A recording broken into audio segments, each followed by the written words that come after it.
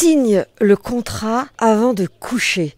Je t'en conjure, ne rentre pas dans l'intimité sans avoir communiqué sur cette relation naissante avant. Bonjour à toutes et à tous. C'est un grand plaisir que de vous retrouver pour cette nouvelle vidéo et de partager avec vous une toute petite partie, une infime partie du monastère Sainte-Catherine dans le Sinaï, qui est le plus vieux monastère du monde. Dans quelques instants, je vous montrerai de plus jolies images, mais là c'est un peu compliqué parce que d'une part, pour filmer au soleil couchant ou au soleil levant, il y a beaucoup de monde, il y a donc du bruit, et puis surtout, je ne suis pas sûre que ce soit autorisé parce que vu le nombre de checkpoints qu'il a fallu passer pour arriver ici, on est quand même très encadré. Si vous ne me connaissez pas encore, je suis Bénédicte Anne, votre love coach depuis la fin des années 80. J'accompagne des hommes, des femmes qui ont jusque-lors galéré en amour à attirer directement la bonne personne. Et pour cela, je poste des vidéos, des audios, j'anime des webinaires et je réponds aux commentaires que vous postez sous mes vidéos. Si vous ne l'avez pas déjà fait, je vous invite à vous abonner à ma chaîne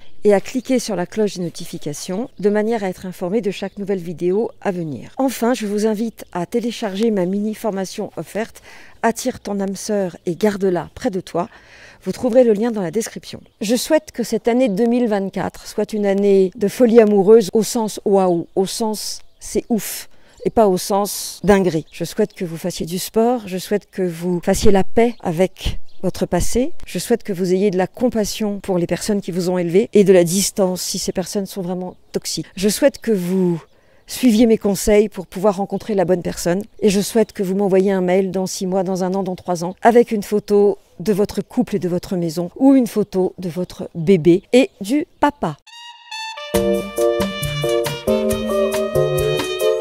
Signe le contrat avant de rentrer dans l'intimité. Je suis très inspirée par le Sinaï qui est un lieu biblique et je réfléchis à cette vidéo depuis plusieurs jours dans le cadre de cette retraite. Pourquoi? Parce que j'ai encore reçu un email, Lucille, qui plutôt que de passer Noël en famille et probablement, comme pour certaines coachées, le Noël en famille est un moment délicat puisqu'il est le lieu de toutes les rencontres névrotiques, de toutes les activations, de toutes les jalousies, de toutes les humiliations. Et je parle bien sûr de mes coachées, je ne parle pas des gens en général. Et donc pour vous donner un aperçu de ce qui lui est arrivé durant les 5 jours qu'elle a passé avec un homme qu'elle ne connaissait pas à la place du Noël familial, je vais décortiquer son email en vous montrant de plus jolies images de ce lieu. Donc voici le mail de Lucille. Pour la période de Noël, j'ai décidé pour une fois de ne pas le fêter en famille. Et je suis partie sur un coup de tête pendant 5 jours chez un homme avec lequel je discutais depuis 5 mois et qui habite à 2h30 de chez moi. Nous avions uniquement des conversations d'ordre amical et je lui avais dit qu'il ne m'intéressait pas pour autre chose. Mais voilà, tadadam. Une fois sur place, je ne sais pas si c'est l'effet de l'ambiance de Noël, oui probablement, mais j'ai craqué pour lui. Je ne m'y attendais pas du tout. Nous nous sommes embrassés, avons fait l'amour, trop vite, trop vite, trop vite. Nous avons fait des visites ensemble, nous nous sommes très bien entendus. Et maintenant que je suis rentrée chez moi, je me demande ce que je dois faire. Nous n'avons pas discuté de nous n'avions pas envisagé de nous mettre ensemble, et comme je suis un cœur d'artichaut, je m'attache très rapidement. Il a prévu de venir chez moi quelques jours au mois de janvier, mais nous n'avons pas posé de mots sur notre relation. En tout cas, je ne veux pas de sex friend, mais je ne sais pas comment aborder la question avec lui et comment me comporter. Ne vous inquiétez pas, nous en parlerons ensemble. Nous allons essayer de récupérer le coup. Dois-je continuer à fréquenter des sites de rencontres, voire faire d'autres rencontres? Pour le moment, je ne pense qu'à lui. Loukoulou.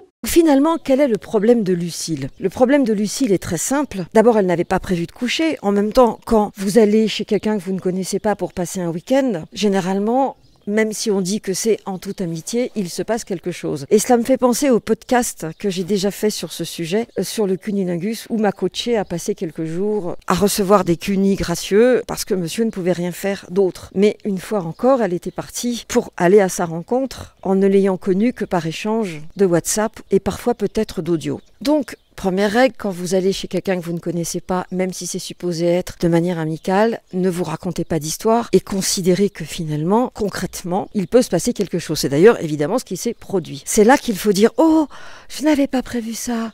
Petit air innocent, que se passe-t-il? Oh, je suis très surprise, un baiser, ciel! Mais oui, vous faites loi blanche, vous savez très bien que c'est pas anodin, mais c'est totalement inconscient ce qui vous arrive. Vous aviez tous les deux envie qu'il se passe quelque chose, et pour lui, vous êtes venu le voir, il vous a fait visiter, c'était mignon, il n'a pas été tout seul. Il est très content. Vous aussi d'ailleurs, c'est pas le sujet. Mais quand on est content en ayant signé un contrat, ce n'est pas la même chose que quand on est content sans avoir signé de contrat. Parce que c'est l'après-signature qui pose problème. Comme évidemment vous n'avez parlé de rien, voilà pourquoi Lucille se retrouve très mal. Si au moment du baiser, elle avait dit « Attends, oh, n'allons pas trop vite ». Donc c'est quoi le contrat? C'est de lui dire nous sommes en train de nous embrasser, nous avons échangé pendant un certain nombre de mois, je suis venue te voir, ce qui se passe là n'était pas prévu. Qu'est-ce que tu ressens? Où allons-nous? Que faisons-nous? Et vous lui dites pas, dis donc Coco, t'as intérêt à signer le contrat tout de suite et à me promettre un engagement, sinon je me casse, ramène-moi à la gare. Non, vous lui dites, nous sommes en train de nous embrasser, cela n'était pas prévu, j'ai l'impression que quelque chose se passe. Si nous en parlions un peu. Selon la réponse du gars, vous allez tout de suite savoir si pour lui c'est juste une aventure ou si ce que vous ressentez est partagé. Et si c'est partagé, prenez encore votre air innocent et demandez-lui qu'est-ce qu'on va faire de tout ça. Là encore, vous allez avoir une réponse. Là, il vous a proposé de venir vous voir chez vous au mois de janvier sans dire quand, alors que normalement, il aurait fallu que vous ayez une date en partant. Et pour que vous ayez une date de revoyure, si tant est que vous en aviez vraiment envie, ce qui a l'air d'être le cas, encore eût-il fallu que vous mettiez les choses au point.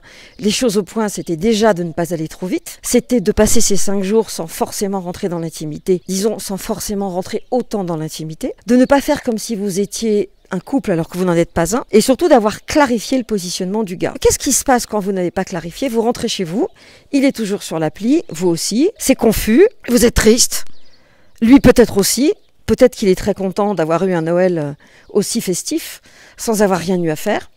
Mais ça, vous ne le savez pas. Que cela concerne Lucie ou d'autres coachés qui me racontent les mêmes histoires, si vous avancez dans une relation et que rien n'est posé, rien n'est dit, bien sûr, vous allez passer pour une fille qui prend la tête. Mais si ça lui prend la tête de parler de la relation que vous êtes en train de partager, c'est qu'il n'est pas pour vous, c'est qu'il n'en a pas envie. Et s'il est ravi d'en parler, c'est plutôt bon signe. À l'inverse, je vous lis le mail d'une autre de mes coachées, Séverine, avec encore d'autres images du monastère. Séverine a rencontré un veuf, et donc forcément il a la garde totale de ses enfants. C'était mon deuxième rendez-vous avec Arthur. Il a laissé son fils à sa sœur à nouveau, nos centres d'intérêt, nos envies, nos points communs se confirment donc, et on est ok sur tout cela. Mais ce n'est pas un dragueur, donc pas de jeu de séduction. Oui, évidemment, quand il y a trop de séduction, ça pue, mais quand il n'y en a pas du tout, ça fait un petit peu trop contrat, et contrat pas sexy. Et je ne sais pas si cela ne va pas encore se finir pour moi comme avec les autres. Bien sur le papier et pas d'attirance physique. Alors la question c'est, est-ce que le type il a un charisme de lavabo ou est-ce que Séverine a besoin des bad boys? On s'est quitté avec une bise. Bon, ok. Il écrit beaucoup, normal, hein, car il est hyper enthousiaste et il me dit combien je lui plais. On va voir pourquoi. Il s'emballe un peu et se projette tellement qu'il me propose de partir en week-end ensemble début février. Ouh là là, ouh là là. On doit se revoir la semaine prochaine. Il a eu 3 dates avant moi, sans intérêt, et pas eu d'histoire depuis le décès de sa femme. J'ai un autre rendez-vous potentiel que je dois voir la semaine prochaine et avec lequel je continue à échanger. Séverine est avec un homme qui, visiblement, a besoin d'une femme dans sa vie. Il l'a vue, il l'a targetée, je dirais même qu'il l'a cornerisée. C'est elle qu'il veut. Il a décidé. Et il se trouve que Séverine a cette fâcheuse tendance à être sous emprise. C'est-à-dire que chaque fois qu'elle rencontre un homme, il lui impose son mode de vie. Alors un coup, il est à moitié impuissant. Un coup, il ne supporte pas les poils d'animaux alors qu'elle a pas mal d'animaux. Un coup, il préfère les enfants du premier lit alors qu'ils ont un enfant ensemble. Ce qui est quand même le comble du comble. Un coup, il critique sa façon d'aménager sa maison. Un coup, il devient directeur des ressources humaines et lui dit qu'il faut qu'elle reprenne des études alors qu'elle a déjà un max d'études à son actif. Donc, le profil de Séverine, c'est l'emprise. Et si on regarde bien, les profils de Séverine et Lucille se ressemblent énormément. Dans les deux cas, elles sont victimes d'un prédateur. La première d'une manière indirecte parce que c'est elle qui a mis en place ce qui allait se passer, puisqu'elle a accepté de venir, de prendre son billet de train, etc. La seconde de manière directe, puisqu'elle subit l'emprise et que l'autre lui propose un contrat. Tu seras mienne. Séverine va donc être réquisitionnée pour remplacer la mère défaillante. Ça veut dire qu'elle va récupérer d'autres enfants en plus de sa propre progéniture. Ça me rappelle d'ailleurs un polar de Daphné du Maurier, Rebecca, où la femme devient l'épouse d'un veuf et ça se finit plutôt mal. Évidemment, c'est pas ce qui va arriver à Séverine. Mais ce qui est important, c'est que parfois les contrats, vous n'avez pas le temps de les signer et vous vous retrouvez coincé avec des angoisses. Et c'est souvent trop tard. Et si vous voulez savoir comment récupérer le coup, là, je ne vais pas vous le dire par vidéo parce que ce serait trop long. Et c'est vraiment une réflexion de fond, mais vous pouvez me contacter pour qu'on en parle en privé, bien sûr. Et quand par ailleurs on se retrouve sous l'emprise de quelqu'un qui vous impose de rentrer dans le moule qu'il a décidé pour vous, d'ailleurs ça aurait pu être n'importe laquelle, il choisit une femme qui peut rentrer dans le besoin qu'il a aujourd'hui. En psychologie évolutionniste, on dirait que le veuf qui a par exemple 4 enfants, a besoin d'une femme mûre pour élever ses 4 enfants. Mais lorsque les enfants seront élevés, il quittera la femme mûre pour rencontrer une femme plus jeune, pour éventuellement faire d'autres enfants. Ça, on ne sait pas. On ne sait d'ailleurs pas si la psychologie évolutionniste est une valeur sûre puisqu'elle a été déjà controversée. Toujours est-il que dans l'immédiat, le date de Lucille ne voulait pas passer Noël tout seul, mais Lucille n'a pas donné ses conditions. Et le date de Séverine cherche une remplaçante à la mère de ses enfants. Dans les deux cas de figure, Séverine et Lucille se retrouvent des objets. Pourquoi des objets? Pas parce qu'elles sont tombées sur des salopards qui les abusent, parce qu'elles ont accepté de rentrer dans un process où l'autre va pouvoir être comme un poisson dans l'eau et obtenir ce qu'il veut au moment où il le veut. Le problème avec Lucille,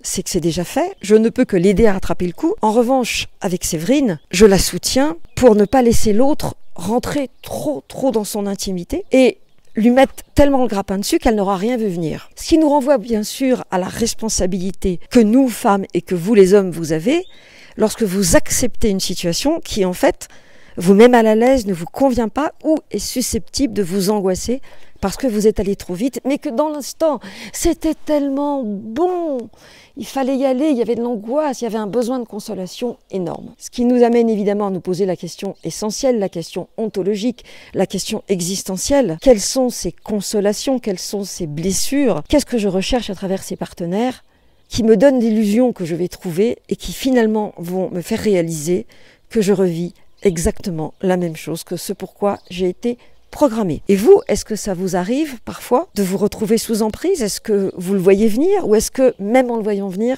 vous ne savez pas dire non, vous ne savez pas vous positionner? Dites-le moi dans les commentaires, je serai ravie de vous répondre. Merci d'avoir regardé cette vidéo jusqu'au bout, merci de la liker si elle vous a plu, de la partager si vous pensez qu'elle peut aider des personnes de votre environnement, et à très vite pour une nouvelle vidéo ou un nouvel audio.